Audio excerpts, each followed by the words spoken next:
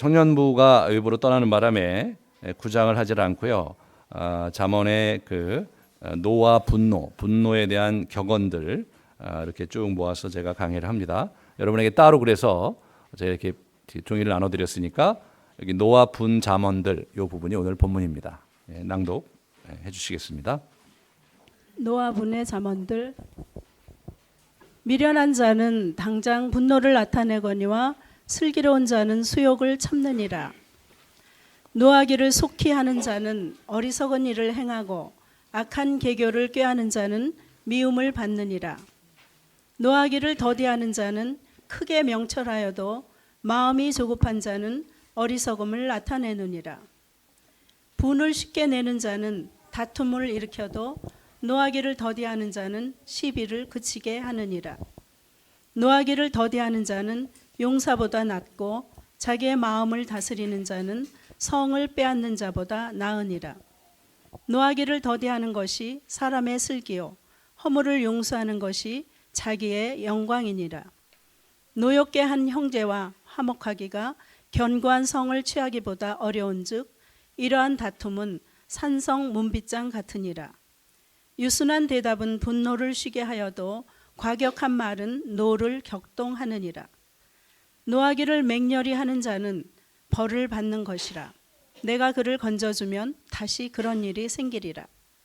은밀한 선물은 노를 쉬게 하고 품 안의 뇌물은 맹렬한 분을 그치게 하느니라. 악을 뿌리는 자는 재앙을 거두리니 그 분노의 기세가 쇠하리라. 노를 품는 자와 사귀지 말며 울분한 자와 동행하지 말지니 너는 행악자들로 말미암아 분을 품지 말며 악인의 형통함을 부러워하지 말라. 북풍이 비를 일으킴 같이 참수하는 혀는 사람의 얼굴에 분을 일으키느니라. 돌은 무겁고 모래도 가볍지 아니하거니와 미련한 자의 분노는 이 둘보다 무거우니라. 분은 잔인하고 노는 창수 같거니와 투기 앞에서야 누가 서리요. 거만한 자는 성읍을 요란하게 하여도 슬기로운 자는 노를 그치게 하느니라. 지혜로운 자와 미련한 자가 다투면 지혜로운 자가 노하든지 웃든지 그 다툼은 그침이 없느니라.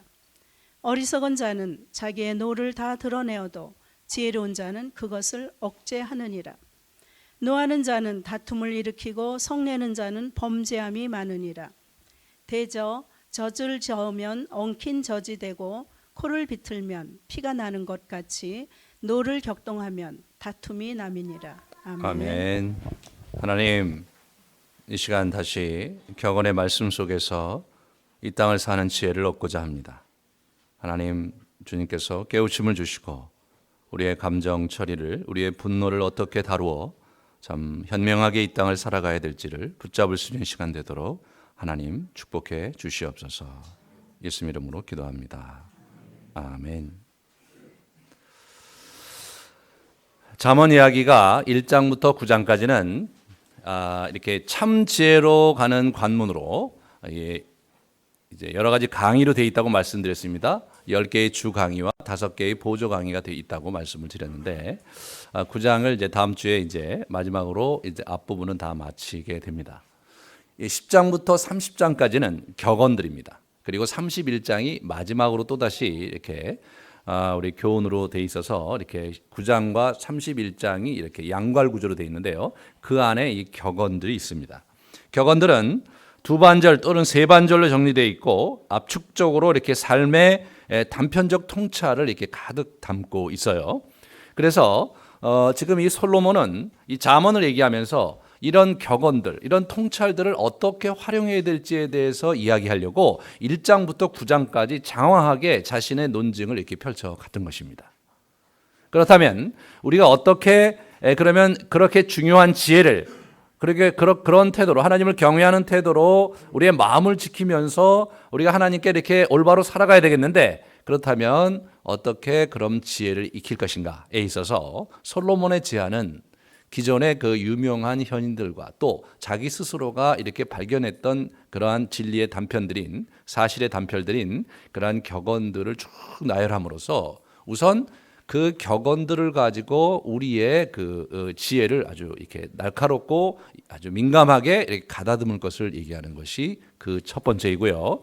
두 번째로는 그 격언들을 이렇게 익히다 보면 이 잠언과 전도서를 공부해 보면 여러분이 좀 이렇게 느끼시겠지만 그들이 어떻게 이 자연계에서 또 일상의 삶 속에서 지혜를 채집했는지, 통찰을 채집했는지를 볼 수가 있어요. 그래서 격언들을 익힘과 더불어서 우리는 그러한 통찰들을 어떻게 채집해서 활용해야 될지까지 배워야 합니다. 다시 말해서 지금 이 잠언은 단지 우리에게 물고기를 잡아다 주는 그런 형태로 지혜를 우리에게 설파하는 것이 아니고, 물고기뿐만 아니라 물고기를 어떻게 잡아야 될지도 함께 얘기해 주는 것이 성경의 잠언입니다. 그래서 몇 주간에 걸쳐서 이 격언들을 함께 이렇게 좀 몇 가지 주제로 이렇게 쭉 나누면서 어떻게 우리의 지혜를 가다듬고 그리고 실제로 우리의 삶을 윤택하게 할 것인지를 같이 나누려고 합니다.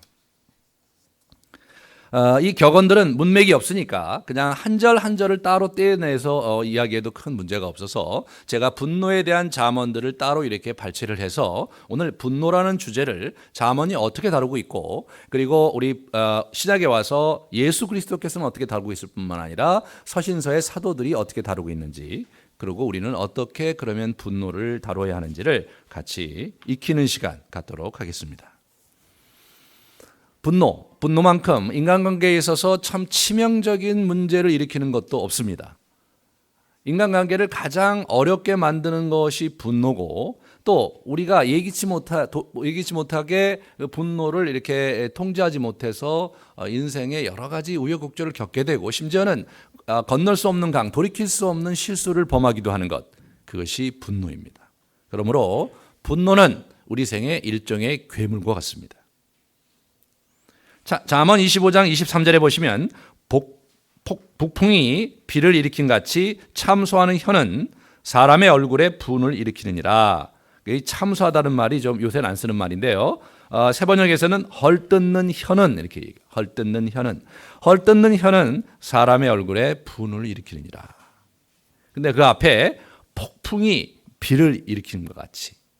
그러니까 폭풍이 오면 이제 곧 비가 올 거를 우리가 알듯이, 저 사람이 분노를 터뜨리고 막 사람을 헐뜯고 그러면 어떻게 돼요? 곧 다툼이 곧이어 일어날 거라는 것입니다.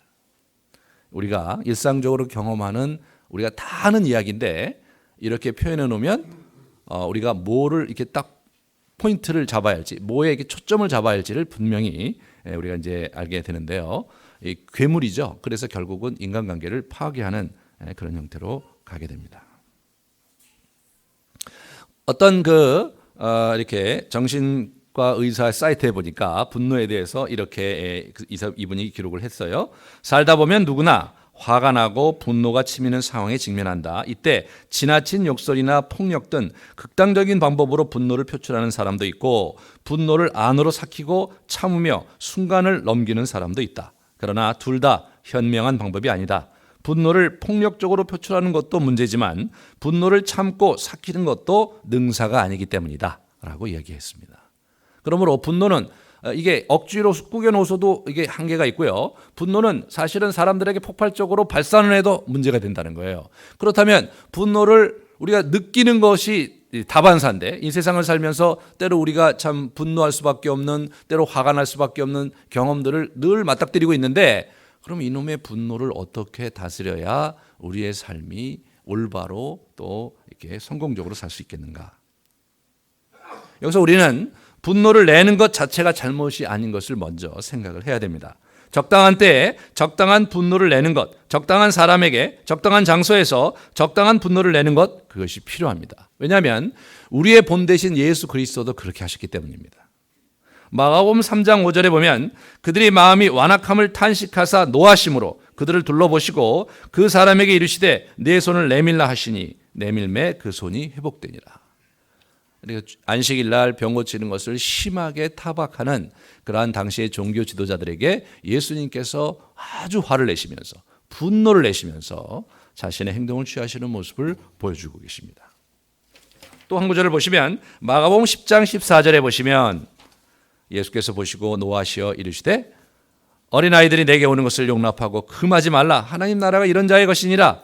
그렇게 얘기를 하고 있습니다. 그래서 막 어린아이들이 예수님을 쫓아서 예수님하고 막 쫓아오는 걸 보니까 이 제자들이 막 또는 어른들이 절로 가라, 이놈들 절로 가라라고 쫓으니까 예수님께서 마땅치 않아서 그들에게 이렇게 분노하시고 노하시고 오히려 그들을 내게 오는 것을 막지 말라고 말씀하시는 장면입니다. 우리는 복음서에서 예수님이 아주 경로한 장면을 보게 됩니다. 그 예루살렘에 입성하셨는데 성전 뜰 안에서 그들이 그 환정상도 있고 거기에 짐승을 팔고 그런 장사꾼들이 있는 것을 보면서 거기 환전상과 장사꾼들의 자판을 완전히 뒤엎으면서 누가 내 하나님의 내 아버지의 집, 이 기도하는 집을 장사꾼의 소굴로 만들었느냐라고 호통치면서 확 뒤엎는 그런 장면을 우리가 볼 수 있습니다. 예수님도 분노하셨습니다. 기독교의 도는 모든 감정을 사로잡아서 초연하게 기쁜 것도 아니고 슬픈 것도 아니고 노할 것도 아니고 또한 굉장히 흥분할 것도 아닌 그런 어떤 감정의 그 초연한 상태, 그 도가 저희의 도는 아닙니다.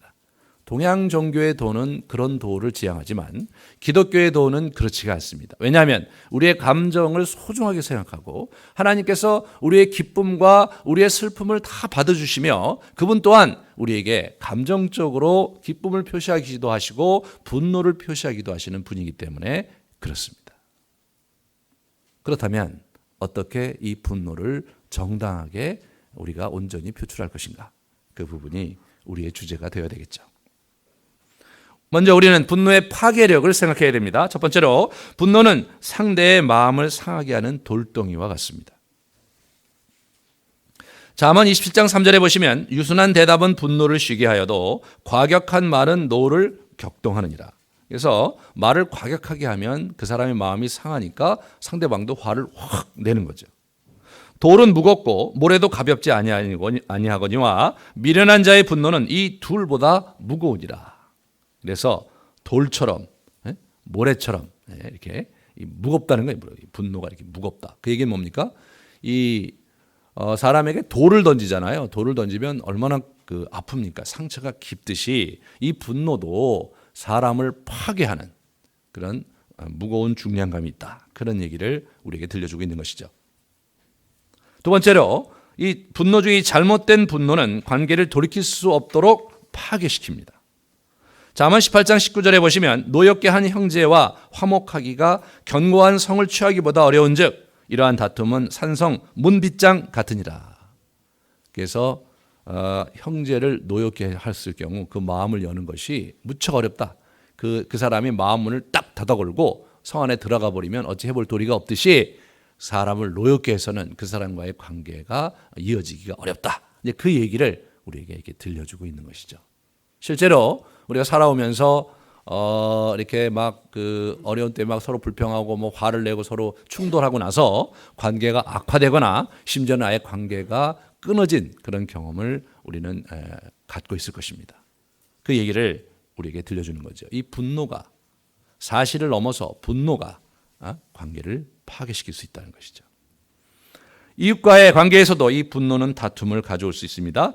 잠언 30장 33절에 이렇게 멋있게 표현을 했어요. 대저 젖을 저으면 엉긴 젖이 되고 코를 비틀면 피가 나는 것 같이 노를 격동하면 다툼이 납니다.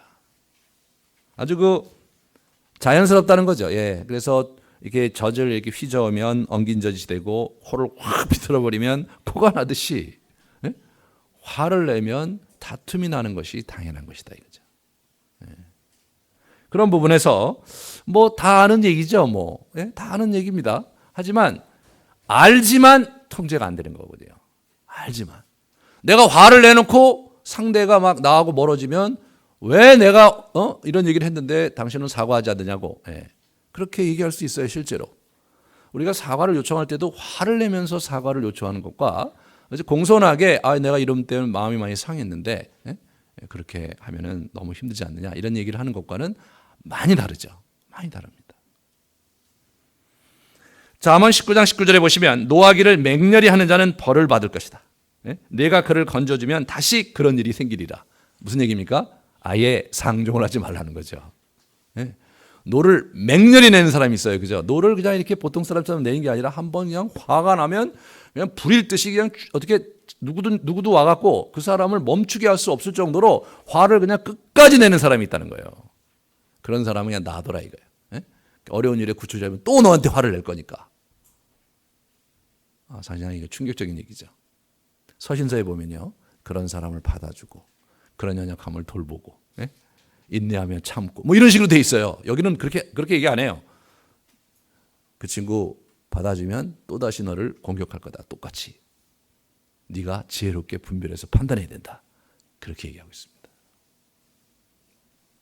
사실 우리가 이제 이렇게 기독교의 도를 받아들이는 데 있어서 사실은 이렇게 무조건적으로 그렇게 해야만 되기 때문에 형제를 사랑해야만 하기 때문에 이런 어떤 그러한 규범적인 관점에서 관계를 이렇게 맺기 시작하면 사실은 우리의 감정 자체가 완전히 이렇게 통제돼야 되잖아요.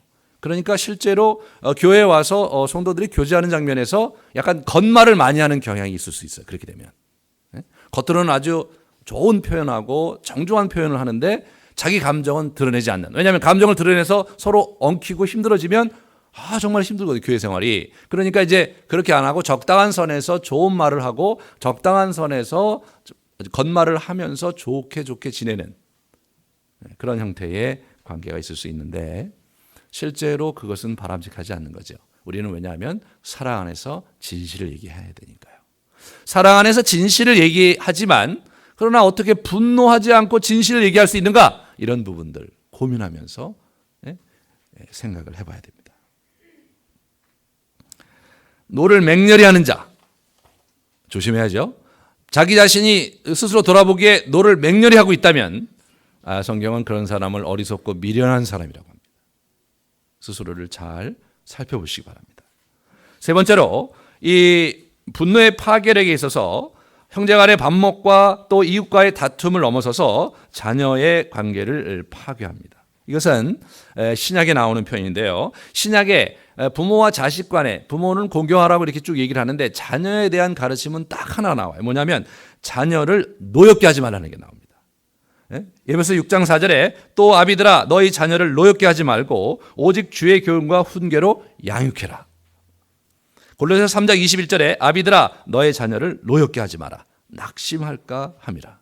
이 자녀를 노엽게 하지 말라. 그것이 그 아비들에게 준 유일한 교훈이에요. 신약에서.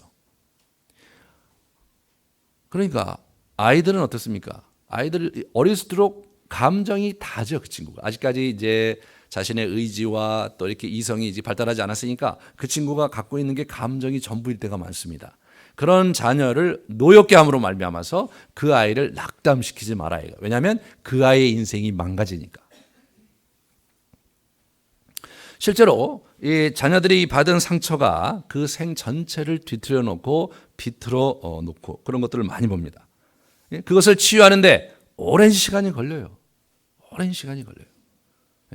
그 어렸을 때 부모님과의 관계에서 받은 상처를 해결하는데 상당히 그 오랜 시간 젊은이들이 방황하는 것을 많이 보게 됩니다. 저희가 이제 영성 여행이라고 그래서 이제 이렇게 많이 이렇게 외국에 돌아다니면서 이렇게 얘기를 하는데 그 청년들하고 이제 같이 교제하는 가운데서 그 과정에서 제가 많이 배우게 되는 거는 그때 자기가 남모르게 갖고 있었던 상처와 아픔을 그때 목회자인 저한테 은밀하게 얘기를 들려줍니다. 그러면서 같이 교제하면서 제가 격려하면서 이렇게 세워주는 그런 시간들을 많이 갖는데 그럴 때마다 느끼는 것은 참 아픔이 많구나. 특별히 가정에서 받은 상처에 대한 아픔이 쉽게 가시지 않는 친구들을 접할 때마다 참 그 마음이 상당히 어려울 때가 많아요. 그 처음에 제가 그냥 우리 대학생들 졸업할 때 우리 교회 그냥 대학생들을 어떻게 붙잡아야 되는 그 개척교회 목사의 욕심으로 그 친구들 데리고 졸업여행을 가다가 이게 이렇게 번졌는데 보니까 이게 지금 졸업여행 할 때가 아니라 우리 젊은 친구들의 가슴을 풀어줘야 되는 거. 그것이 정말 이 시대의 큰 그 사역의 한 내용이 되어야 되겠구나라고 깨달아서 지금 이제 올해도 이제 또 1월 달에 또 가는데 굉장히 많은 친구들이 지원을 했어요.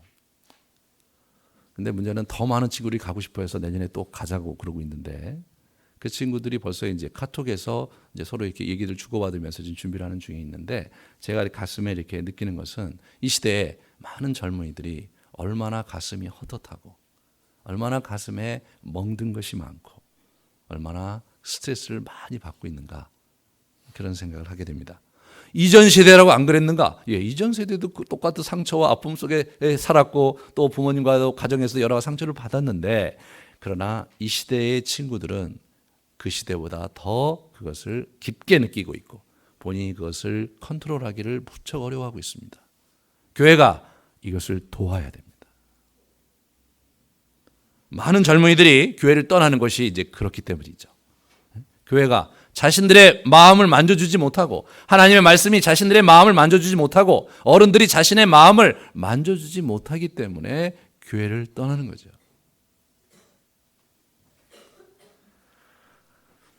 몇 년 전에 제가 사귀었던 한 형제가 있었는데 그 친구는 술 때문에 고생을 많이 하는 친구였습니다. 그게 이게 거의 알코올릭이에요. 그래서 굉장히 이 하루에도 술을 안 먹으면 견딜 수 없을 정도로 스트레스 받은 늘 술을 먹고 그래서 평소에는 멀쩡하다 술만 먹으면 참 대책이 없는 그런 친구예요.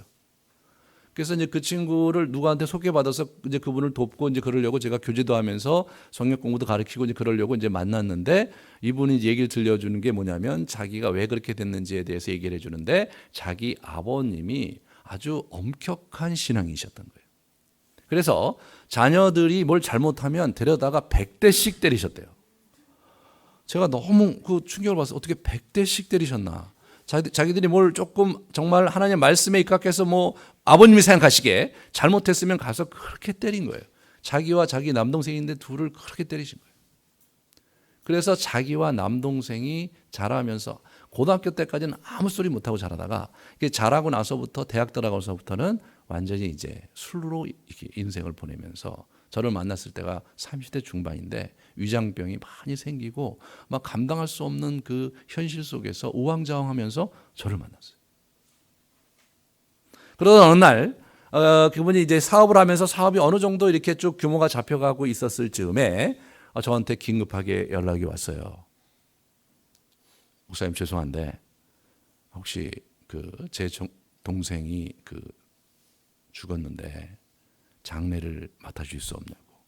그래서 왜 그러세요? 그 교회에서 장례를 치러야 되지 않습니까? 했더니 동생이 최근에 거의 교회를 다니지 않았기 때문에 장례를 치를 사람이 없다. 그래서 제가 대신 장례를 이제 치르게 됐는데 그 장례를 제가 가서 이제 그 상황을 들어보니까 이 동생이 술을 많이 먹어갖고 그 전날도 의사가 술을 먹으면 안 된다고 분명히 경고를 했음에도 불구하고 그 전날 직장에서 좀 어려움이 있어갖고 너무 낙담하면서 이 친구가 보통 때보다 많은 술을 먹어서 결국은 일어나지 못하고 30대의 젊은 날에 이렇게 자기의 생을 마쳤어요.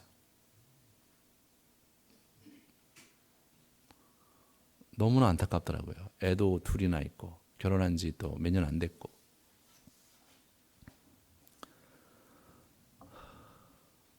그래서 제가 장례식장에 가서 장례를 인도하는데 그 아버님이 거기 계세요. 저 아버님 건장하시더라고요. 그리고 아주 힘이 좋으시게 생기셨더라고요. 언뜻 보기에도 완고하시고 분명한 성격처럼 보였습니다. 그래서 제가 예배를 인도하고 나오는데 이분이 저하고 이렇게 악수를 하는데 참 바른 어른이시고 참 곧게 산 어르신이라는 인상을 받았으면서 동시에 이분의 손이 저 아들을 일찍 이 세상을 등지게 했다는 생각이 들으니까 참 뭐라 형용할 수 없는 뭐라 말을 건넬 수 없는 아픔과 분노가 제 마음에 이렇게 일어나더라고요. 왜 신앙을 누구에게 이분에게 이런 신앙을 가르쳤기에 자기 아이를 그렇게 엄하게 키우려고 하셨는가? 성경은 분명히 우리에게 얘기하고 있습니다. 자녀를 노엽게 하지 말아요. 자녀를 채찍질하라고 하고요. 자녀에게 회초리를 때리라고 잠언에서 얘기하지만 채찍질을 때리고 회초리를 대더라도 그를 노엽게 하지 말고 그의 마음을 풀어주고 내가 왜 너를 때렸는지, 왜 내가 맞아야 되는지, 그리고 내가 진짜로 너에게 원하고 바라는 것이 무엇인지 사랑을 가지고 얘기해 줌으로써 그 아이를 낙담하지 말게 하는 그런 일을 우리가 병행해야 됩니다.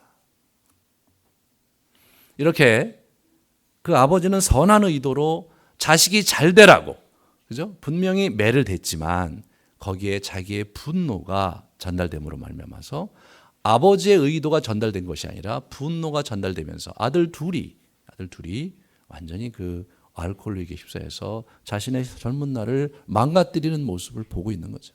그분은 건장하세요. 참 이 얼마나 안타까운 일입니까, 여러분. 우리의 의도도 중요하지만 우리의 감정 처리도 중요한 것이죠. 내가 바른 말을 하기 때문에 분노해도 된다. 그건 아닙니다. 바른 말을 잘 해야 되는 것이죠. 바른 의도가 잘 전달되도록, 인격적으로 전달되도록 그렇게 하는 자는 범죄함이 많으니라. 성을 내면, 화를 많이 내면 범죄도 따라서 증가한다는 거예요. 그 사람이 저지르는 실수와 그 사람이 저지르는 죄가 더 많아진다는 거예요. 그러니까 죄의 악셀레이터를 밟는 거, 그게 분노를 걸음 없이 그냥 즉각 발산하는 거, 그것이 바로 죄로 향하는 급행열차를 타는 것입니다. 죄로 향하는 그 승용차의 엑셀을 밟는 거예요. 잠언 22장 8절에 보시면 악을 뿌리는 자는 재앙을 거두리니 그 분노의 기세가 쇠하리라. 악을 뿌리는 자, 이 분노하는 자와 악을 뿌리는 자가 같은 말로 쓰인 건데 여기서는요, 그 분노를 많이 하고 악을 뿌리는 사람은 재앙을 만나서야 쉬게 된다는 거예요. 죽을 때가 돼서야, 몸이 망가져서야, 감옥에 가서야 그 분노가 쉬게 된다는 거예요. 참 이 얼마나 안타까운 일입니까? 두 번째로 이 분노의 실체를 생각해 볼 때 분노는 우리 자신과 타인을 송두리째 삼켜버릴 수 있다. 그래서 아까도 말씀드렸던 가정이 파괴되는 거, 부부관계가 파괴되는 거. 부부관계에서 서로 의사소통할 때 서로가 이렇게 부딪힐 수 있죠. 그런데 이 분노가 개입되면 사태의 본질이 완전히 다른 차원으로 넘어가 버립니다. 그렇지 않습니까? 그래서 우리가 다투고 또 우리가 불만을 얘기할 때도 분노를 잘 다스리면서 상대에게 그것을 얘기를 해야 돼요. 근데 저희가 이제 보면 이렇게 분노가요, 어떤 유형이 분노를 많이 이렇게 발산하는 것으로 일반적으로 이렇게 얘기가 돼 있지만, 그러나 가령 예를 들어서 애니어그램에서 장형 같은 분들이 분노를 많이 쉽게 표출하는 걸로 이렇게 돼 있지만, 그러나 실제로 장형만 분노를 표출하는 건 아니죠. 모든 유형이 다 분노를 표출합니다. 그러니까 표출하는 방식이 좀 틀린 거죠. 괄괄하게 확 이렇게 표출하는 사람이 있는가 하면 이렇게 확 터져서 삐치는 사람이 있고요. 아주 그냥 갑자기 말을 확 안 하면서 확 싸늘해지는 사람이 있고, 어찌되든지 간에 그게 분노를 표출하는 것입니다. 내가 크게 입을 벌려갖고 목소리를 높여서 막 고함을 치면서 분노를 확 발산해야 분노가 아니죠. 그렇게 직선적으로 분노를 발산하는데 익숙한 기질이 있는가 하면, 그렇게 분노를 직선적으로 하지 않지만 토라지고 묘하게 막 관계를 꼬우고 빈정거리고 하면서 상대를 이렇게 우회적으로 공격하는 그런 형태의 분노도 있고요. 아예 상종을 안 하고 관계를 끊고 냉각기를 갖고 말이에요. 연락을 안 하고 그런 형태로 분노를 표출하는 사람들이 있습니다. 그 모두가 이 분노의 표현을 잘못하고 있는 것입니다. 그런 형태로 이웃과 대인 관계를 맺다 보면요, 관계가 파괴되는 것, 그 다툼이 일어나는 것은 너무나 자명한 일이죠. 어떤 경우는 차라리 대놓고 얘기했으면 더 좋겠다, 막 그런 사람도 있는 거예요. 화를 내갖고 얘기를 하나도 안 하고 꽁하고 있으면 그것이 관계에서 큰 어려움을 대고 심지어는 이제 다툼으로 발전해버리는 그런 결과를 초래하기도 하는 것이죠. 세 번째로 우리가 이제 우리에게 깊이 생각해봐야 할 건 뭐냐면, 분노는 억제될 수 있다 이거예요. 화가 나는 걸 어떻게 하는가 말이에요. 나는 그때 화가 나는데 어떻게 하냐 말이에요. 그거는 정당한 입장이 아닙니다. 분노는 통제될 수 있습니다. 어리석은 자는 자기의 노를 다 드러내어도 지혜로운 자는 그것을 억제하느니라. 분노를 있는 대로 표출하고 나는 그때 화가 나니까 어쩔 수 없다, 나는 그런 놈이다, 이렇게 얘기하는 것을 잠언은 어리석은 놈이다. 이게. 자기 분노를 자기 몸인데, 자기 감정인데 자기가 억제할 수 있어야죠. 그래야 인간이죠. 자기의 감정을 억제할 수 없으면 우리가 짐승과 뭐가 다르겠습니까? 나는 이런 놈이다. 나는 그때 화를 낼 수밖에 없다. 이렇게 얘기하는 것은 나는 짐승이다. 그렇게 얘기하는 것과 크게 다르지 않습니다. 분노는 제어될 수 있다. 네 번째로 분노의 억제는 쉬운 일이 아니므로 뭐예요? 슬기가 필요하다. 지혜가 필요하다. 예. 분노를 제어할 수 있지만 그 제어하는 것이 쉽지가 않기 때문에 거기에는 기술, 슬기가 필요하다는 거예요. 그래서 잠언 16장 32절에 보니까 노하기를 더디하는 자는 용사보다 낫고 자기의 마음을 다스리는 자는 성을 빼앗는 자보다 나으니라 이거죠. 노하기를 더디하는 게 용사보다 낫다. 이게 가서 막 전쟁터에서 엄청난 맹렬한 그런 전사로서 정말 엄청난 전과를 거둔 그런 사람이 있다 손 치더라도 노를 더디하는 것보다 그게 더 쉬울 수 있다는 것입니다. 그만큼 노를 통제하는 게 힘들다는 거예요. 마음을 다스리는 게 성을 빼앗는 것보다 더 쉽다는 거예요. 그래서 세상을 제패하는 것은 남자지만 그 남자의 마음을 흔드는 것은 여자다. 그러므로 여자가 더 강하다. 그 말이 맞는 거죠. 그 말이 맞는 거예요. 성을 빼앗는 건 차라리 쉽지만요. 자기의 마음을 움직이고 다스리는 것은 생각보다 결코 쉽지 않죠.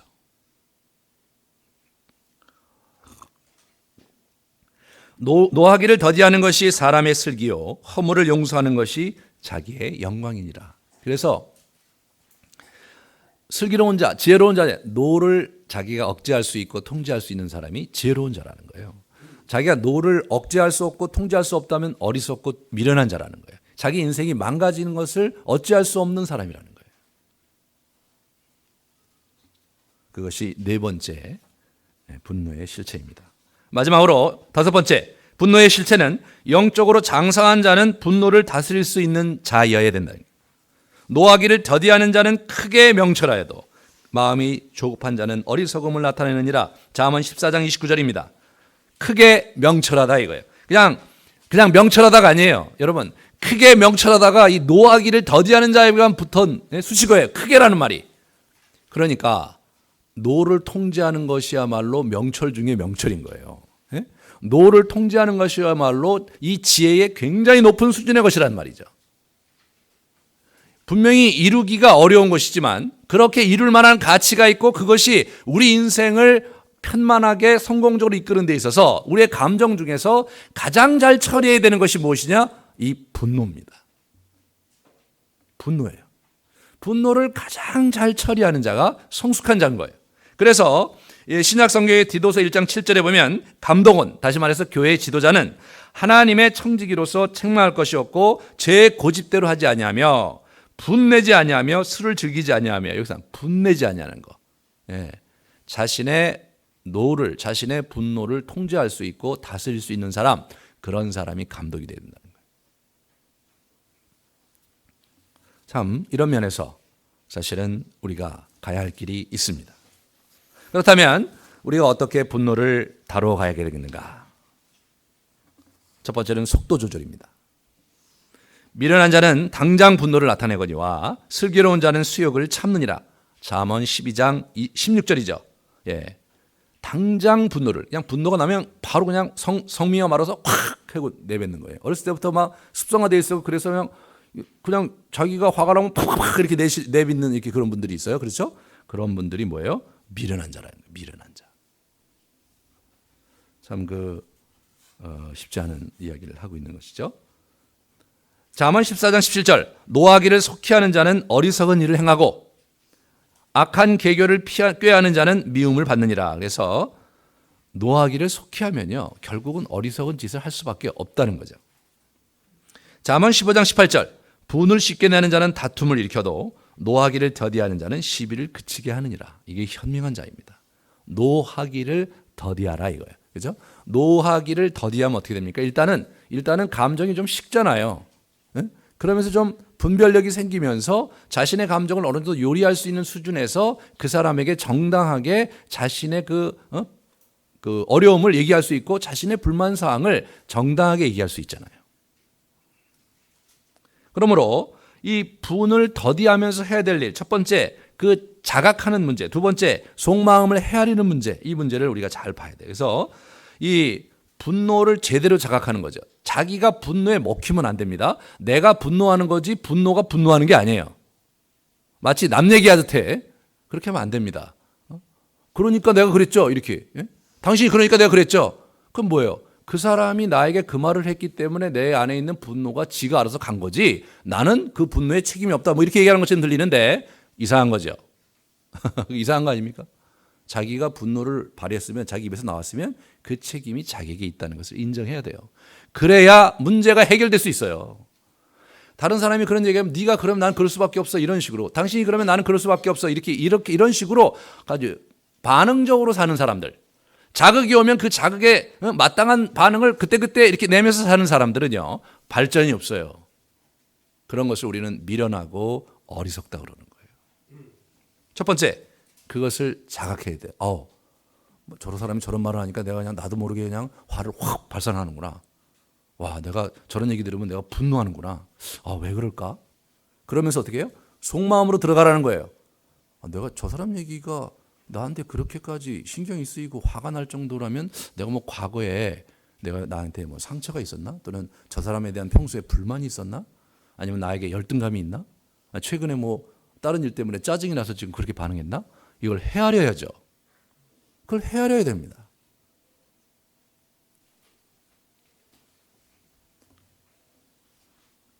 그러면 헤아리고 나면 그게 더디하라는 거예요. 분노의 속도를 줄이고 나면 그 헤아리는 시간을 갖게 되면 분별력이 생기니까 아유 내가 기분 나빠서 그랬구나. 그러면 자기 감정을 이렇게 다스리면서 왜 그래? 이렇게 얘기할 수 있잖아요. 왜 또 그래? 이렇게 얘기하면 어떻게 돼요? 또까지 들어가면 이제 더 화가 나죠. 가정에서 일상적으로 벌어지는 대화, 우리의 그런 대화들이 이 분노 때문에 노하는 것 때문에 화가 나는 것 때문에 사실은 일을 그르칠 때가 너무나 많죠. 부부 갈등에서 이제 가장 어려운 게 이 분노예요. 사실은 그 싸우는 이슈를 보면 사실은 아주 단순한 이슈예요. 지금 현재 그 야당의 대선 주자가 서로 이렇게 통합 후보를 내기로 단일 후보를 내기로 했다가 둘이 서로 지금 갈등을 하고 있는데 그 문제 때문에 부부 싸움 한 집은 있습니까, 여러분? 왜 저 두 사람이 왜 단합을 안 하느냐 그 문제 때문에 얘기를 하다가 부부 싸움을 대판해서 오늘 아침에 밥은 못 먹고 그런 경우가 있냐고요. 사실 그런 경우는 없어요. 그죠? 아침에 설거지하는 문제, 양말이 없어서 짜증을 내는 문제, 아침에 애를 챙겨야 되는데 애를 안 챙겨주고 텔레비 보고 있기 때문에 생기는 문제. 사실 이슈 자체를 놓고 보면요 굉장히 사소한 것이죠. 아주 사소한 것이에요. 그런데 거기에 뭐가 되면 짜증이 들어가고 분노가 들어가고 그러니까 그 분노가 분노를 땡기고 자극이 자극을 땡기면서 서로 콱 이렇게 돼버리면 어떻게 됩니까? 그러면 그냥 갑자기 싸우는 거죠. 서로가 싸워야 될 이유가 없는데 싸우는 거예요. 이런 우리가 뭐라 해요? 바보죠, 바보. 그거는 그냥 서로 얘기해서 잘 풀어가야 될 이슈인데, 그걸 서로 그것 때문에 서로 막 상대가 그러니까 내 마음이 상하니까 너를 확 얘기하고 막 이래가면서 서로 이렇게 바보들의 행진처럼 사는 거예요, 우리가. 그 참 자존심 상하는 일 아닙니까? 지금 뭐 나이가 이렇게 먹고 막 애들도 있고 막 그런데 그 사소한 아침에 그 소소한 뭐 양말 하나 문제 때문에 서로 이렇게 다투고 그래서 막 감정이 힘들어서 막 당신은 그렇기 때문에 막 이래가면서 서로 이렇게 한다는 것 자체가 그 사실 비참한 거거든요. 내가 이럴 수밖에 없는가? 고작 이 정도 수준으로 내가 인생을 살 수밖에 없는가? 이거 참 비참한 얘기인데요. 내가 그런 놈이지. 그리고 끝내면 안 돼요. 거기서 끝나면 안 된단 말이에요. 내가 그러니까 고쳐야 되지. 이렇게 돼야죠, 이렇게.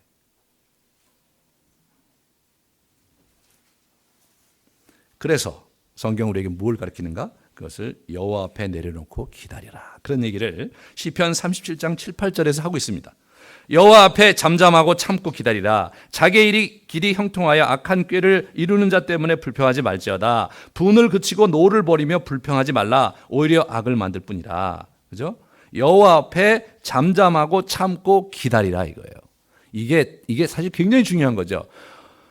하나님 앞이니까 잠잠하고 기다릴 수 있잖아요. 그분이 나와 함께 한다는 사실을 자각하고 그분에게 의지해야 되겠다 하면 마음이 좀 위안이 되면서 그분을 의지해서 버틸 언덕이 있으니까 힘이 있잖아요.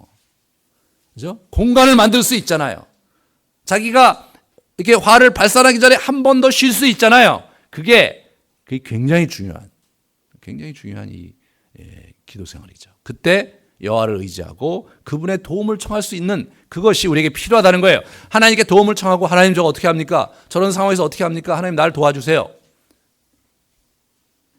그게 잘 안 들으면 우리 예수 기도가 있어요. 주 예수 그리스도시여 이 죄인을 불쌍히 여기소서. 그때 또 저 죄인을 불쌍히 여기소서 하지 말고요. 이 죄인을 불쌍히 여기소서. 내 마음이 또 요동치고 있고 내 화가 또 나가려고 하고 있습니다. 주 예수 그리스도시여 이 죄인을 불쌍히 여기소서. 우리의 영성 생활이요. 이렇게 막 교회에 와서 이렇게 막 기도할 때만 뻑적지근하게 하고 철야 기도할 때 뻑적지근하고 금식 기도할 때 뻑적지근하게 그게 아니라 일상의 삶 그 곳곳에서 순간순간에 그분의 도움을 받고 그 유익을 누릴 수 있어야 그래야 주님이 우리와 동행하는 기쁨을 누리는 거죠. 늘 주님은 옆에 계신데 우리가 늘 주님이 멀리 계신 것 같이 실제로는 무신론자처럼 사실은 예수 믿고 여러분 유신론자로 사는데 실제로 우리의 삶을 무신론자처럼 하나님이 여기 계시지도 않고 예수님이 나와 함께 하시지 않는 자처럼 살 수 있다는 거예요. 왜 우리가 그렇게 삽니까? 왜 예수 믿으면서 예수의 도움을 그렇게 아주 확실하게 거절하고 예수의 도움이 분명히 없을 거라는 확신 속에 살아야 될 이유가 무엇입니까 도대체?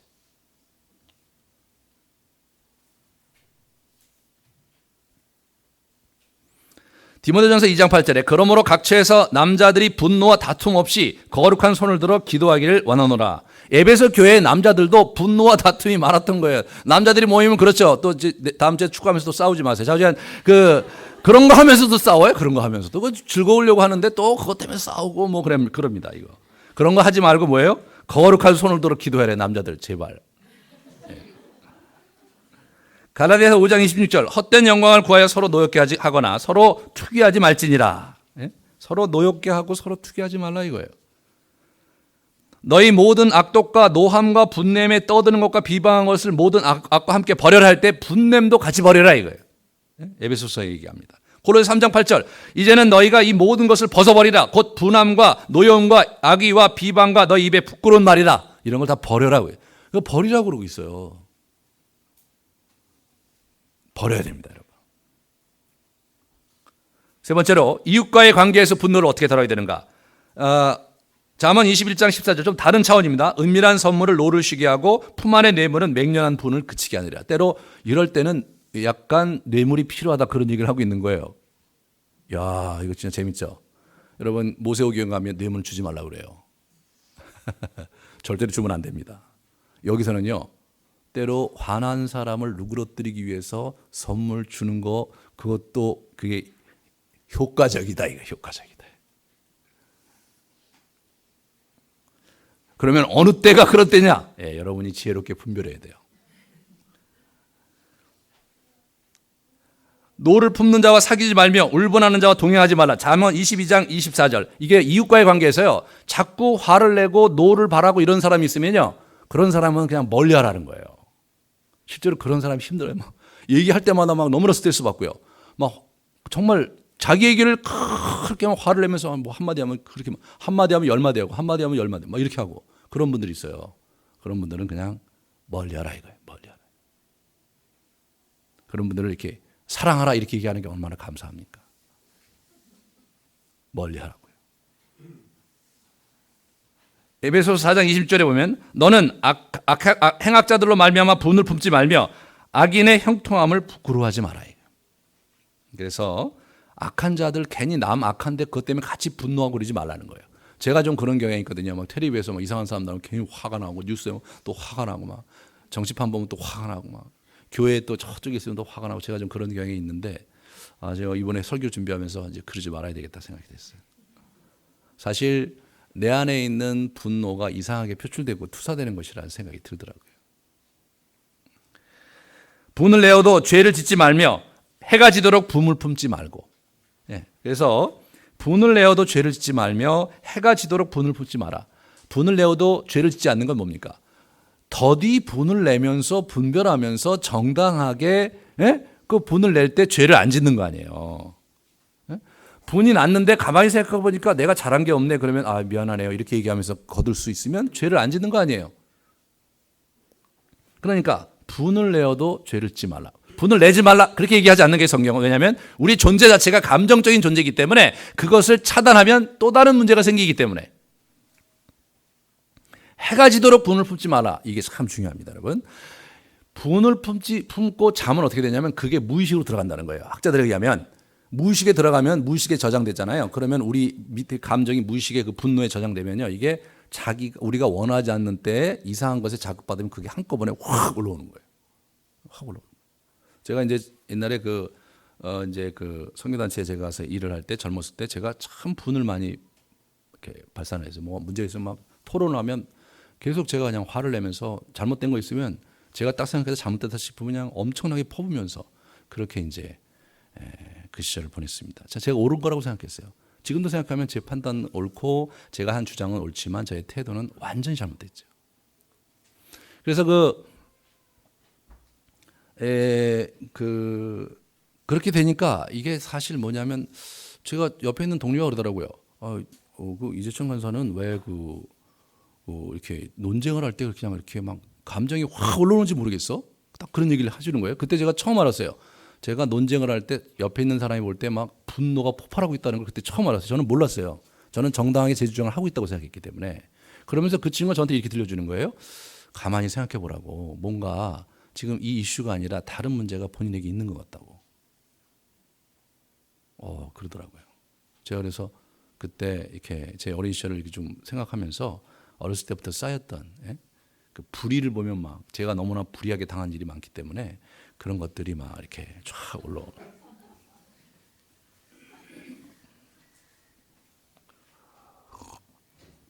거만한 자는 성읍을 요란하게 하여도 슬기로운 자는 노를 그치게 하느니라.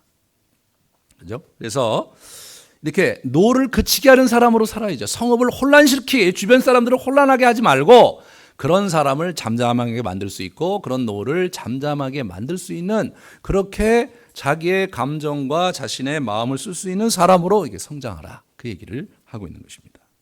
마지막 네 번째로 하나님의 진노를 우리가 두려워해야 되겠죠. 마지막 날 인류에게 닥칠 진정한 진노를 두려워해야 됩니다. 신약에 보면 마지막 날 하나님의 진노가 얼마나 무서운 것에 대해서 로마서와 또 여러 서신서와 요한계시록에 많이 얘기되고 있습니다. 우리가 진정한 분노를 두려워할 줄도 알아야 합니다.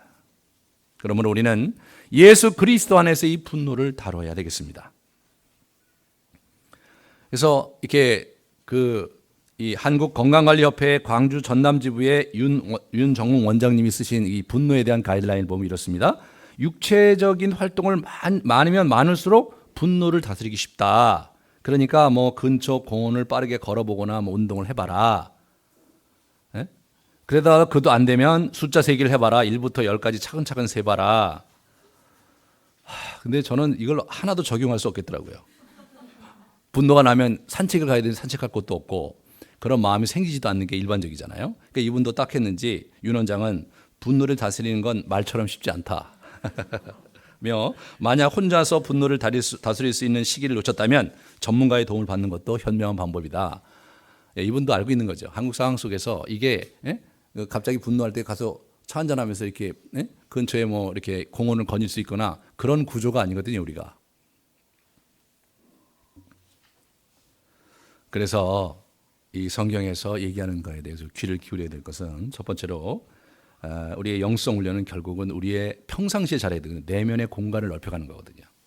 밖으로부터 오는 자극을 그때그때 반응적으로 반응하는 것이 아니라 밖으로부터 오는 자극을 보면서 자기가 지그시 그것을 바라볼 수 있는 여유를 갖게 되는 거죠. 저 사람이 나에게 욕을 했다. 그러면 나도 욕을 해야 되는, 꼭 그런 건 아니거든요. 이 사람이 나한테 욕을 하네. 하고 좀 시간을 두면서 왜 그럴까 이렇게 봐야 되죠. 네. 그런데 우리는 그렇게 못해요. 욕을 하잖아요. 이게 확 나가는 거죠. 이게 우리가 뭐예요? 우리 정서적으로 굉장히 가난하고 곤비하기 때문에 그런 겁니다. 그러므로 여러분 이 마음을 넓히는, 마음의 공간을 넓히는 훈련을 해야 돼요. 영성 훈련이 그런 부분에서 큰 도움이 됩니다. 실제로 기도 생활을 저희 교회에서 이제 4단계까지 쭉 했잖아요. 그것을 쭉 하시다 보면 2단계, 3단계 가시다 보면 그러면 옛날보다 쉽게 화나지 않고 옛날보다 쉽게 동요하지 않는 자신을 발견할 거예요. 이게 사실은 옛날에 우리 그 기독교 선배들이 다 했던 그러한 기도법이고요. 그분들이 다 했던 훈련인데 최근에 그걸 잃어버렸어요. 사실 예수님을 믿고 산다는 것이 그 일상생활 속에서 그분 때문에 평화롭고 그분 때문에 의미 있고 그분 때문에 여유 있게 살라고 그분이 우리에게 그 생명을 주신 건데, 그런 면에서 우리가 그런 우리 선배들의 그런 통찰과 지혜를 잃어버린 것은 현대인들의 매우 큰 저는 슬픔이 아닐 수 없다고 생각이 됩니다. 만약 여러분들 영성훈련을 계속되는데 분노가 잘 다스려지지 않는다, 그러면 영성훈련을 바꿔야 돼요. 방법론이 잘못됐거나 하는 척만 하고 있거나 둘 중에 하나예요 지금. 왜냐하면 기독교의 영성훈련은요, 성령께서 우리를 도우시기 때문에 정말로 그분이 원하는 방식대로 가만히 그분 앞에 머물러 있으면서 꾸준히 하기만 하면 그분이 우리를 변화시키는 것이기 때문에요, 반드시 효과가 나게 돼 있는 거예요. 근데 효과가 안 난다면 그분이 원하시지 않는 방향으로 지금 하고 있는 거예요. 두 번째로 긴급 상황에서 저는 예수 기도를 권합니다.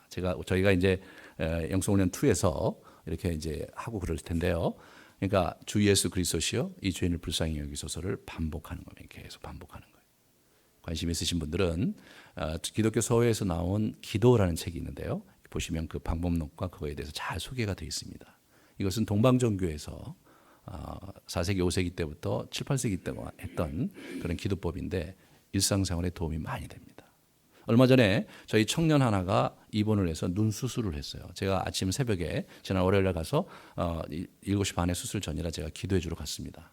그래서 이제 말씀을 주고 기도를 해줬어요. 이 친구가 뭐 굉장히 이제 눈 각막 수술이니까 사실 굉장히 좀 떨고 있더라고요. 그래서 예수 기도를 가르쳐 줬어요. 야, 네가 마음이 힘들면 예수 기도를 하고, 네가 수면 저기 하는 거 마취실에 들어갈 때 얼마나 힘들겠니? 그럴 때 네가 예수 기도하면서 가라. 했더니 제가 가르쳤더니 금방 하죠. 했더니 감사합니다 그래요.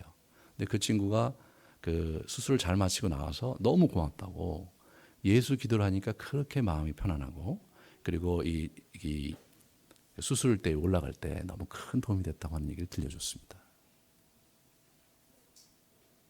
신앙생활이 실제적이어야 됩니다. 그리고 선배들이 다 그런 거 했어요. 그런 면에서 참 여러분들이 그런 그 훈련을 하면서 화가 나고 막 감정을 어떻게 할 수 없을 때 사실은 그 밖에 나가서 이렇게 차 한잔 마시면서 공원을 거닐면서 그렇게 할 수도 있지만 제일 좋은 거는요, 예수 기도를 하는 거예요. 문제는 그 시간에 예수 기도가 생각나야 되는데 그게 안 난다는 거죠 우리가. 그래서 평소에 영성훈련을 해야 됩니다. 평소에 영성훈련을 하면요, 그게 생각이 나요. 생각이 나요. 아 참, 기도해야지. 아, 지금 기도하면 되지. 이렇게 순식간에 생각이 나거든요.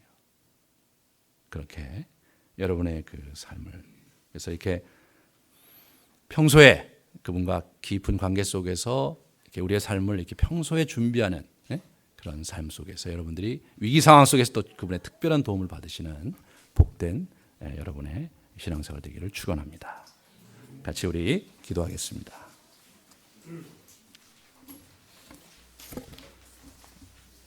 우리 항상 진실 있게 우리 찬양 같이 하면서 오늘 메시지를 정리하시면서 기도에 들어가도록 하겠습니다.